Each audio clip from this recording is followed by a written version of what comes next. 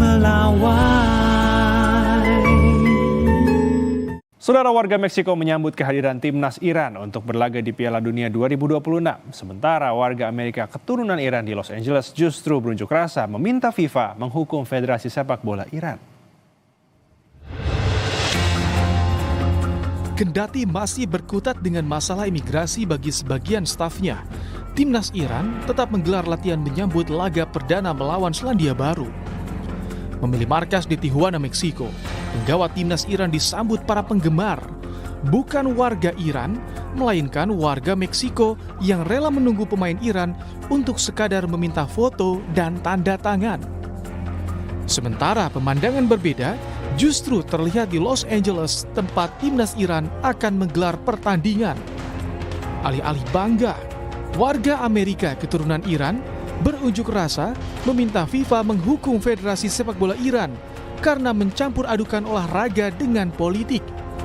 Demonstran menduga Federasi Sepak Bola Iran berada di bawah kontrol IRGC. We are calling on FIFA to suspend the Iranian Football Federation because it operates under the direct influence of the Islamic Revolutionary Guards Corps, IRGC, in violation of FIFA rules. Keikutsertaan Iran di Piala Dunia 2026 di tengah konflik dengan AS diapresiasi Presiden FIFA.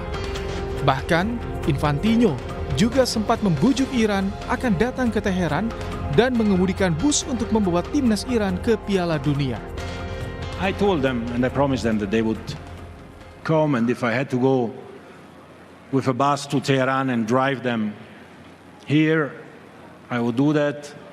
Their answer was, we will take the bus ourselves and drive it if need be. We qualified and we want to play.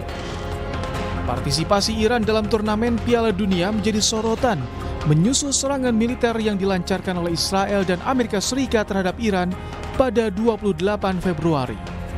15 staf timnas Iran juga ditolak masuk AS. Iran akan menggelar pertandingan perdana melawan Selandia Baru di Los Angeles pada 15 Juni mendatang.